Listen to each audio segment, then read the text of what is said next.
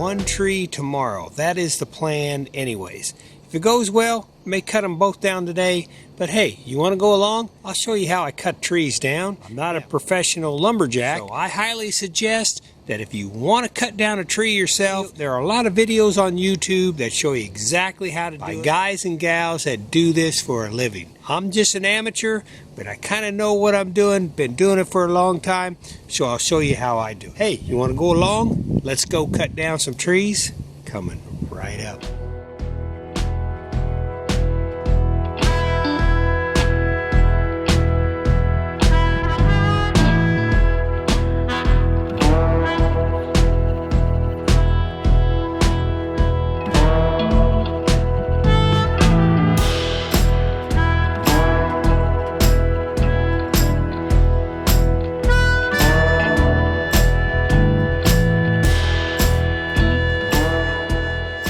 Okay, I got a pretty nice day for this job. I'll show you the couple trees that I'm going to cut down. Should go pretty smooth. You never know though, trees are one of the most dangerous things that you can work on just because they're just so sporadic. You just don't know what's going to happen when that tree lets loose and decides to fall. That's why the cuts you make are very, very important. Let me show you what I've got. Alright, so this right here, this oak tree has been dead for a while, and this is the one that I want to get cut out. It's not real big. You always have the danger when you're starting to cut a tree that one of those dead limbs up there could break off with just the vibration of the saw and come down, so you always want to wear your hard hat. Trimming trees is a very dangerous job. Dropping trees, even more dangerous. In order to drop this oak between this bush here and the dogwood tree that's in a planter, I want to be able to drop that tree just right in there. It's leaning a little bit this way, but I think it's going to be okay. Whenever I go to drop it, you always have to not only know where you're going to drop it, but kind of envision what's going to happen. And I got a feeling that this tree right here, when it falls, it's going to hit this little one coming down right here. It just looks like to me like it could get tangled up at the top. And if that happens, now you have a problem because it could spin around. It could actually stay up there and hold with it being cut at the bottom but still standing. That creates a whole different problem. I'm going to go ahead and cut this guy down first.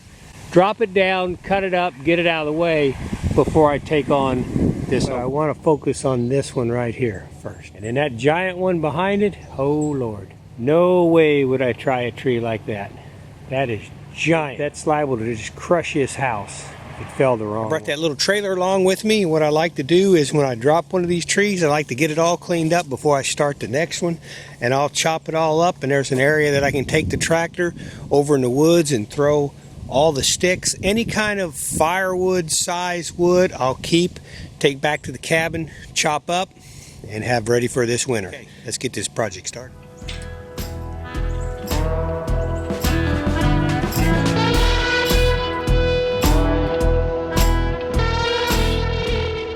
In order to cut this smaller tree down, I'm going to use my Stihl MS 170. Pretty good little saw. I've had it for quite a while now. No trouble with it, and I really enjoy the lightweight and the effectiveness of this little saw right here. And it's got a pretty good slope. It looks like it's leaning exactly the way I want it to go. So what the process will be here, so I'll make one cut here, straight in about 1/3 of the way. I'll start up about right here and I'll come down at about a 70-degree angle, and I'll meet the exact point and take that notch out of there. Then where this cut comes through, I'll make a mark and I'll come up a few more inches and then start to cut through in a parallel to this cut right here. I'll get pretty close to this other cut, and I'll have this wedge left in there, and that wedge will help make that tree fall just right. Not every time you cut a tree it goes exactly the way you plan, but you always want to plan it, and then hopefully everything will go well. This saw actually has a mark on it that runs across the top, and that's how I'll start this cut here, is I'll line that up to where I want that tree to fall. And then that gives me a good start.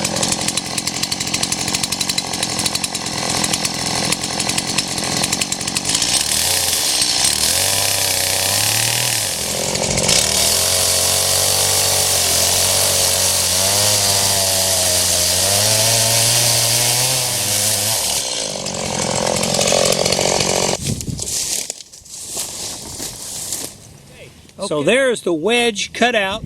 That's lined up real good, exactly where I want it to fall, right out there. So let's go ahead and drop this baby down on the ground.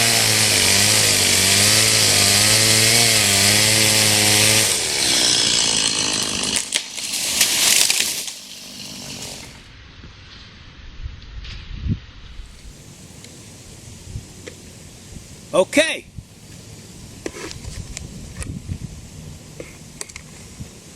That fell exactly where I wanted it to. Remember, they don't always do that.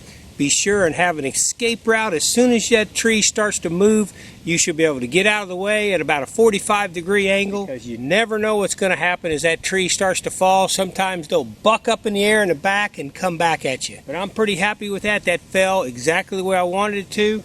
I'm going to get it cut up, and then I've got the bigger oak tree I'm going to drop a little bit later. That cut worked pretty good. Actually called a hinge right there, and that's exactly what it's supposed to do. Hold on to the very end, and then eventually break loose and cause the tree to fall in the exact direction that you want it to. Very, very important. You can see that I marked where my first cut came in. I kind of scored a line across it, came up a few more inches, and cut into it. So that worked out pretty good. Once that tree started to fall, I got out of the way and just let it do its thing at that point right there. So I'm going to get this one all cut up. We'll get ready to start prepping and doing the oak tree.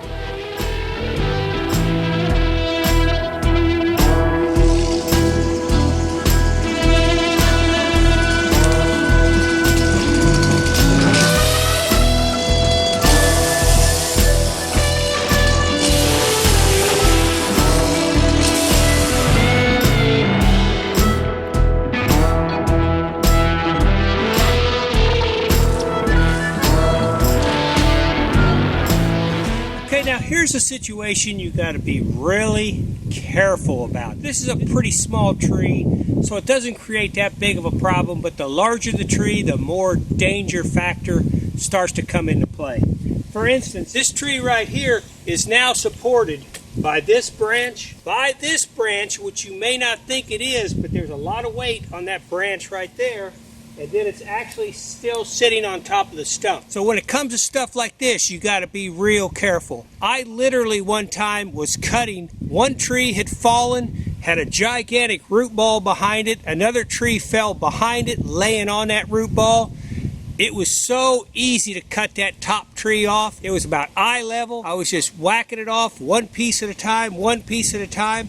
I got to one piece, and as soon as I cut it, that tree rode off that root ball down on me, pinned me down on the ground. I literally should not be talking to you right now. I'll make a mini video on that and release it one of these days and let you see, but it was a disaster. And I learned so much that you don't know what a tree is going to do. There's a lot of pressure pushing in all different directions. You got to be careful. So I'm going to take my time on this. I'll probably go ahead and drop it off the stump and then cut the limbs off, roll it around, and then chop it up into pieces. Okay? But this is what I was able to do. I was able to cut that log off. Now that released a lot of pressure.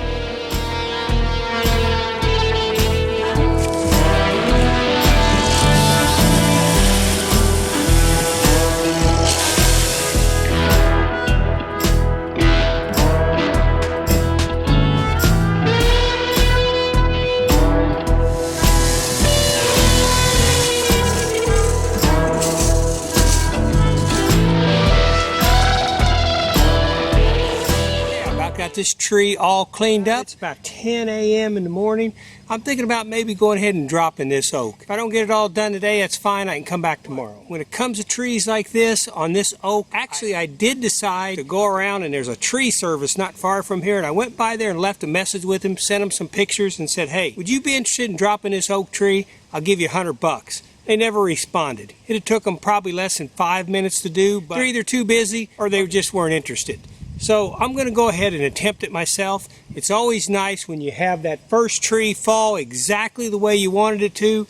You get it all cleaned up, and now I'm ready for the next tree to drop it. It always gives you a little vote of confidence to do that. But just always keep in mind, when you drop these trees, anything can happen. There's a lot of people out there that think, oh, it's just a tree, cut it, whack it, let it drop, no problem. But that's where you get in trouble right there. Unless you do this for a living every day and you're that confident, you need to always be careful, move slow, and just never take anything for granted. All right, I'm going to finish cleaning this up, take these sticks down in the woods, come back, maybe drop that oak. Coming up shortly.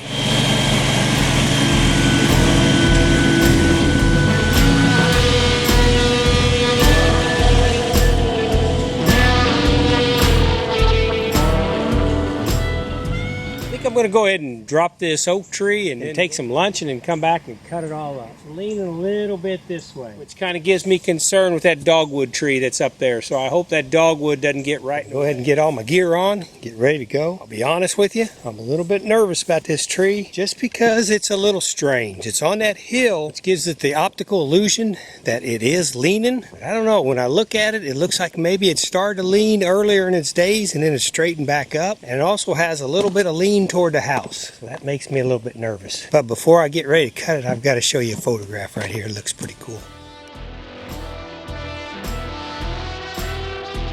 That's southern Indiana for you right there. A lot of hay is harvested. It really comes in handy if we have a bad winter. Feeding the livestock. Being nervous to cut this oak tree right here is not necessarily a bad thing, because it keeps you aware. It keeps your senses going. It just gives you a hyper sense of awareness of everything that can go wrong. Try to do the very best you can. Okay, oak, it's your time to lay down on the ground.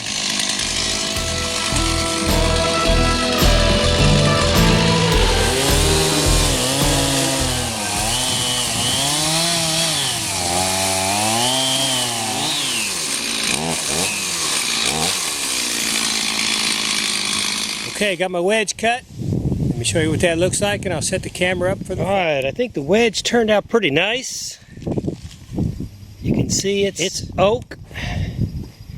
I've got that wedge cut out and it looks to me like I'm gonna fall in that general direction. Hopefully I'm gonna miss that bush. So here we go. No turning back now. Gonna drop this baby. Hope everything goes alright. My escape route is toward the road at about a 45-degree angle, just in case something goes horribly wrong. Hope it doesn't. But if it does, adios. I appreciate you coming to the channel for the last time. I'll see you on the dark side of the moon.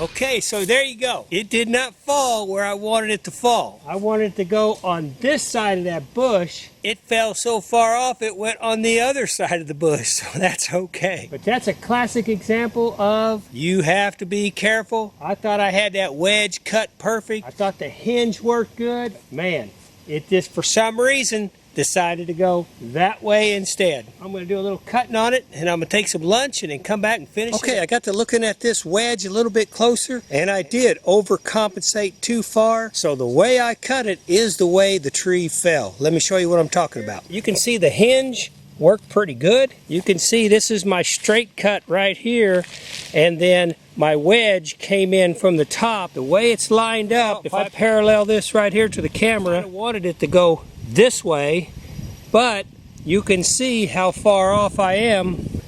If I wanted to go that way, I cut it too far this way. So I overcompensated by far on my cut. Well, that's a good lesson for me to know, for me to learn. Next time I'll try to do a little bit better. It's down. I'm glad nobody got hurt. I'm gonna get her cut up.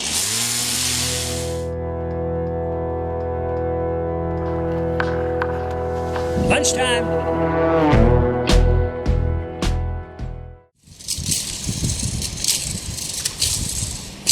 The fact that that tree didn't fall exactly the way I wanted it to A lot of channels wouldn't put that out there. They want to make it look like everything that they do is just everything happens to be perfect. I think that's part of the learning process. I know myself, I'm glad that the tree service that I contacted didn't come by and drop it for $100, because I learned a big lesson right there on dropping a tree. How that notch has to be pointed in the exact direction that you want that tree to fall. If not, it is going to fall wherever that notch is set. And I don't mind making mistakes to show you, because that way there, it shows how dangerous dropping a tree can be. It kind of helps you out to not make the mistakes that I made. And I really don't mind getting all this firewood either. If you watch my channel, you'll see I've got quite a few videos on how to split firewood, how to cut firewood up into pieces.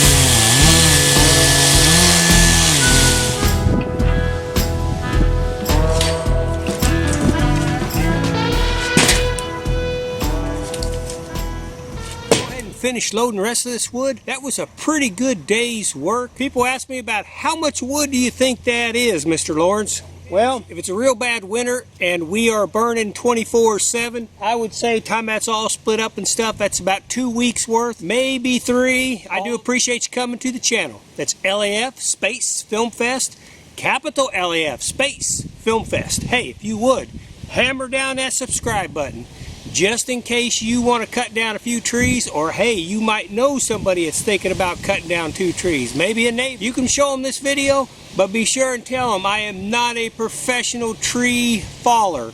No, make sure they take it with a grain of salt. This is how I did it. It worked pretty good. In that second tree I dropped, if there had been a house right over there to the right, I think I'd have tagged it, because I was off probably, I'd say I was about 12 feet off from where I thought it was going to drop. Well, that's the way it goes. Hey, I appreciate you coming to the channel, and you have a good day.